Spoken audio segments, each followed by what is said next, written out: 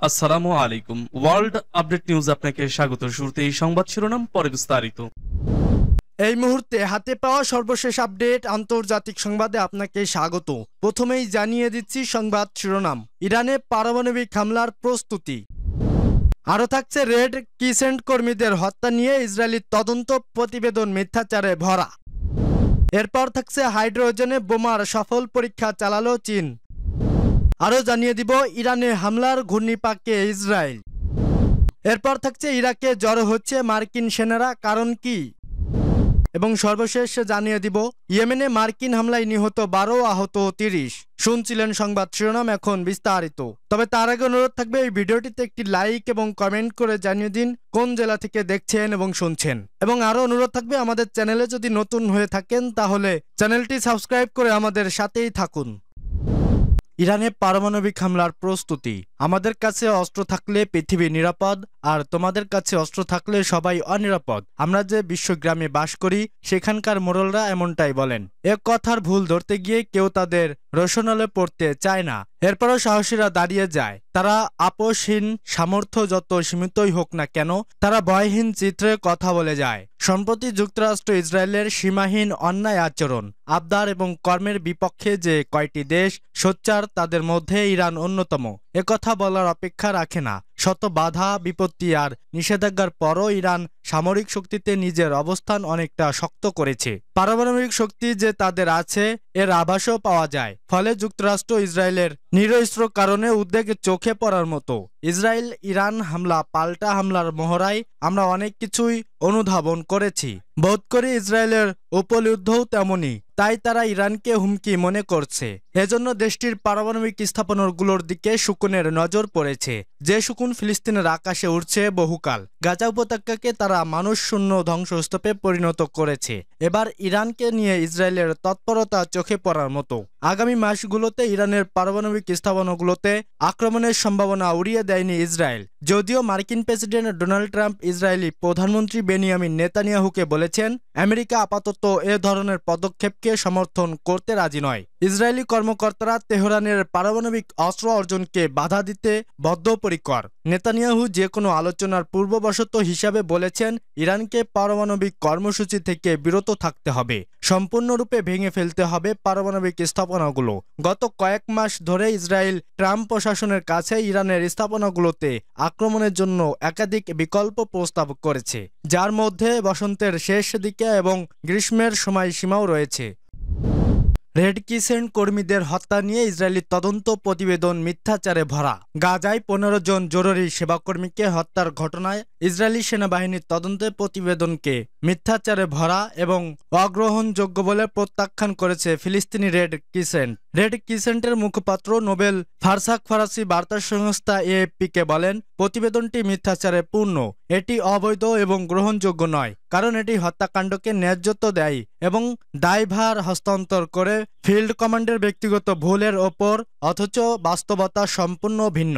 গত 23 মার্চ ভোরে গাজার দক্ষিণাঞ্চল রাফা শহরের তেল আল সুলতান এলাকায় অভিযান চালানোর সময় ইসরায়েলি সেনাদের গুলিতে এই হত্যাকাণ্ড ঘটে। এতে প্যালেস্টাইন রেড ক্রিসেন্টের 8 জন কর্মী, সিভিল ডিফেন্সের 6 জন কর্মী এবং এক জাতিসংঘ কর্মী প্রাণ হারান। ইসরায়েলি সামরিক বাহিনী তাদের তদন্ত প্রতিবেদনে দায় স্বীকার করলেও দাবি করেছে ঘটনাটি একটি অপারেশনাল ব্যর্থতার ফল। তবে রেড ক্রিসেন্ট বলেছে এটি ছিল একটি ইচ্ছাকৃত ও পরিকল্পিত হামলা, যার মাধ্যমে মানবিক সাহায্য কর্মীদের লক্ষ্যবস্তুতে পরিণত করা হয়েছে। ঘটনার পর আন্তর্জাতিক মানবাধিকার সংস্থাগুলোও উদ্বেগ প্রকাশ করে এ ঘটনার নিরপেক্ষ ও বিশ্বাসযোগ্য তদন্ত দাবি করেছিল। তবে ইসরায়েলি বাহিনীর সাম্প্রতিক এই প্রতিবেদনে দায় এড়িয়ে যাওয়ার প্রচেষ্টা দেখা যাচ্ছে বলে মন্তব্য করেছেন বিশ্লেষকরা। উল্লেখ্য, চলমান গাজা যুদ্ধের শুরু থেকেই আন্তর্জাতিক মানবিক সংস্থা ও স্বাস্থ্যকর্মীরা ইসরায়েলি হামলার শিকার হয়ে আসেন, যা আন্তর্জাতিক মানবাধিকার ও যুদ্ধ আইনের গুরুতর লঙ্ঘন বলে উল্লেখ করেছে জাতিসংঘ। এর আগে রেড ক্রিসেন্টের তথ্যমতে নিহতদের মধ্যে 8 জন সংস্থাটির নিজস্ব কর্মী এবং 6 জন বেসামরিক প্রতিরক্ষা বাহিনীর সদস্য। এছাড়া একজন জাতিসংঘের সংশ্লিষ্ট সংস্থার কর্মী ছিলেন, আর নিখোঁজ রয়েছেন এক উদ্ধার কর্মী। হাইড্রোজেনে বোমার সফল পরীক্ষা চালালো চীন। হাইড্রোজেন বোমার সফল পরীক্ষা চালিয়ে বিশ্বকে চমকে দিয়েছে চীন। তবে এই বোমা পারমাণবিক নয়, এটি নতুন প্রযুক্তির মাধ্যমে তৈরি একটি ক্লিন এনার্জি বিস্ফোরক। চীনের রাষ্ট্রীয় জাহাজ নির্মাণ সংস্থা CSSCর 705 গবেষণা ইনস্টিটিউট বোমাটি তৈরি করেছে। বোমাটির ওজন মাত্র 2 কেজি।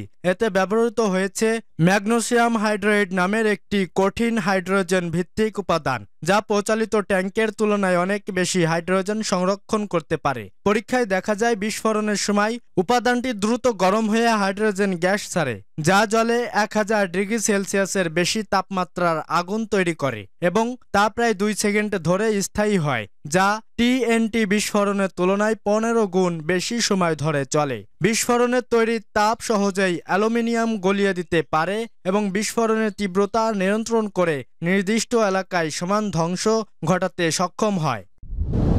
ইরানে হামলার ঘূর্ণিপাকে ইসরায়েল। আলোচনার আড়ালে ইরানের উপর সামরিক হামলার পরিকল্পনা ও প্রস্তুতি চলছে জোর কদমে। এবার আর কেবল হুমকিতে সীমাবদ্ধ নয়, বিশ্ব শক্তির ছায়াতলে ইসরায়েল সত্যি মাঠে নামতে চায়। যুক্তরাষ্ট্র থেকে আসা 9টি বিশাল ট্রান্সপোর্ট বিমানে করে ইসরায়েলে এসে পৌঁছাইছে বাংকার বিধ্বংসী বোমা, যেগুলো মূলত ইরানের মাটির গভীরে থাকা পরমাণু স্থাপনাগুলোকে টার্গেট করে আনা হয়েছে বলে ধারণা করা হচ্ছে। ইসরায়েলি গণমাধ্যমের দাবি, আগামী মাসের মধ্যে ইরানে হামলার প্রস্তুতি প্রায় সম্পূর্ণ করেছে নেতানিয়াহুর বাহিনী।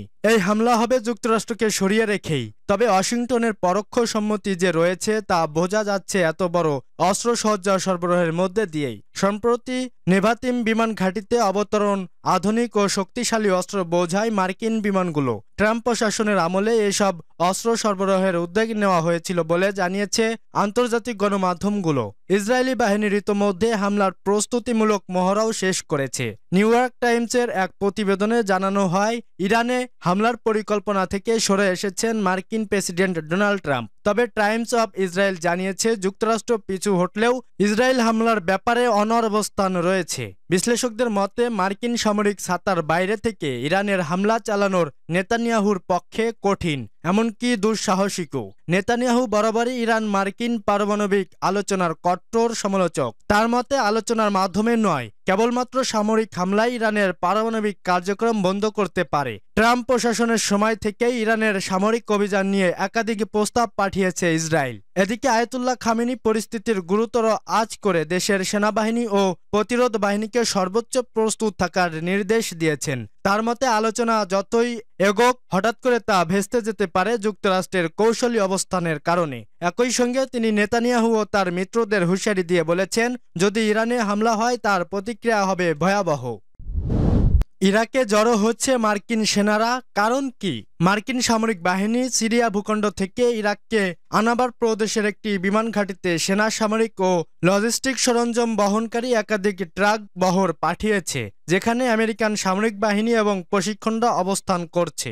নাম প্রকাশ না করার শর্তে একটি ইরাকি নিরাপত্তা সূত্র দেশটির আরবি ভাষায় আল মালুমাহা সংবাদ সংস্থাকে জানিয়েছে, বহরটি শনিবার ইরাকি ভূখণ্ডে প্রবেশ করেছে। এই বহর রাজধানী বাগদাদ থেকে প্রায় 160 কিলোমিটার পশ্চিমে অবস্থিত আল আসাদ বিমান ঘাঁটির দিকে এগিয়ে গেছে। সিরিয়া থেকে মার্কিন সেনা প্রত্যাহার এবং আইন আল আসাদ ঘাঁটিতে তাদের মোতায়েনের কারণ সম্পর্কে সূত্রটি আরও কোনো বিস্তারিত তথ্য দেয়নি। তিনি জানিয়েছেন, মার্কিন সামরিক বহরে সাজোয়া যান, লজিস্টিক সরঞ্জাম, সেনার ছোট অস্ত্র এবং হালকা অস্ত্রের পাশাপাশি ভারী গোলাবারুদ অন্তর্ভুক্ত ছিল।